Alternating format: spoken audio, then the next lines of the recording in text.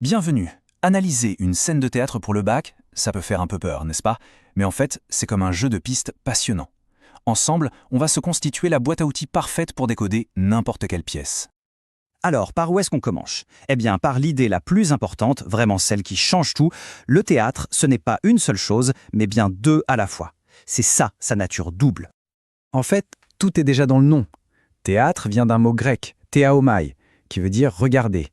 D'un côté, on a donc un texte, des mots sur une page, qu'on peut lire tranquillement chez soi, et de l'autre, on a un spectacle, une action bien vivante qui se déroule juste sous nos yeux. C'est cette tension permanente entre ce qu'on lit et ce qu'on voit qui rend le théâtre si riche. Voici notre feuille de route. On va partir du texte pour arriver à la scène, puis on va décortiquer la parole des personnages, examiner l'architecture de l'intrigue et voir comment tout ça est conçu pour nous faire ressentir des émotions. Et à la fin, on récapitule les outils. Allez, c'est parti. Première étape, qui fabrique le théâtre? Et sur quelle toile est-ce que ces artistes travaillent? Il faut bien voir qu'il y a deux créateurs principaux pour ces deux facettes. La pièce, donc le texte, c'est l'œuvre du ou de la dramaturge. Le spectacle, sa mise en vie, c'est le travail du metteur ou de la metteuse en scène. L'un écrit, l'autre réalise. C'est simple.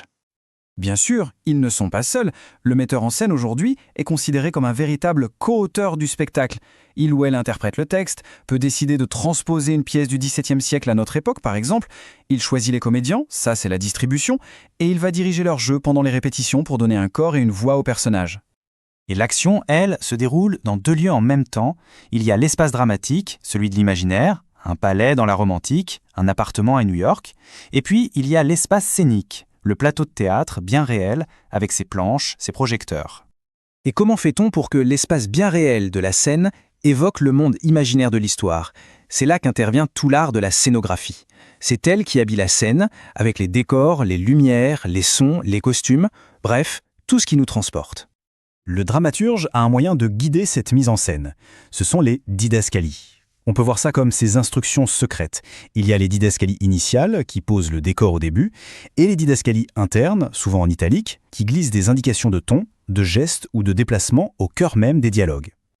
Passons maintenant à la parole théâtrale. Ce qu'un personnage dit sur scène n'est jamais anodin. Pourquoi? Parce qu'il ne parle jamais vraiment à une seule personne. C'est le concept clé de la double énonciation. Chaque mot est comme une flèche à double pointe. Elle vise un autre personnage sur scène, bien sûr, mais elle vise aussi le public dans la salle. Et c'est grâce à ça que le spectateur comprend les enjeux, les secrets, les non-dits. Il devient complice de l'action. Pour que cette complicité fonctionne sans casser la magie, le théâtre classique a inventé une convention de génie, le quatrième mur.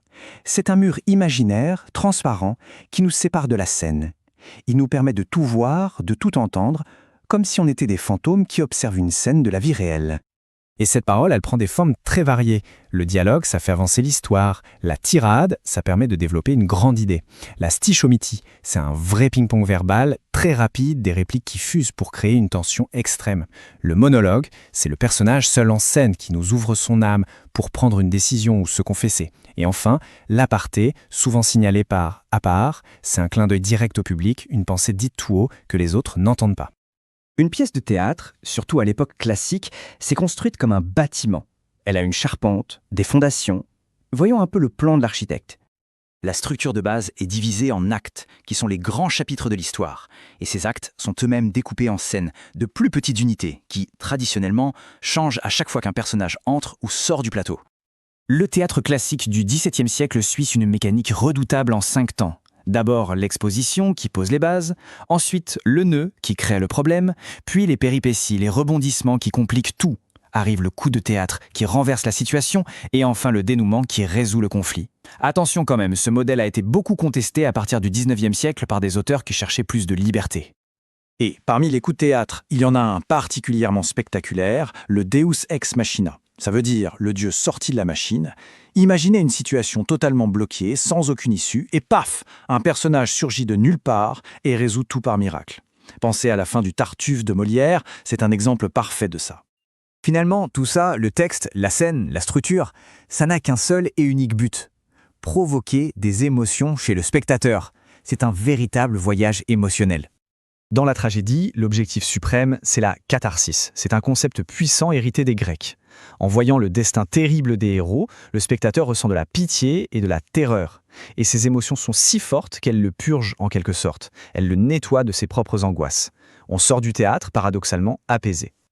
La comédie, elle, a pour but de faire rire, et elle a plus d'un tour dans son sac. On peut rire d'un personnage et de son défaut caricaturel comme l'avare Harpagon. On peut rire d'une situation de quiproquo, ce fameux malentendu où personne ne comprend ce qui se passe. On rit des jeux de mots, des gestes comme les fameux coups de bâton, ou même de la simple répétition d'une phrase qui devient de plus en plus drôle. Allez, on rassemble maintenant tous ces concepts. Voici la boîte à outils pour l'analyse, prête à l'emploi. Comme on le voit, chaque outil offre un angle d'attaque différent. La double énonciation permet d'étudier la relation avec le public. Les didascalies nous renseignent sur la vision de l'auteur. L'étude de la structure éclaire l'architecture de l'intrigue, et celle des tonalités et des formes de parole révèle l'impact recherché sur le spectateur.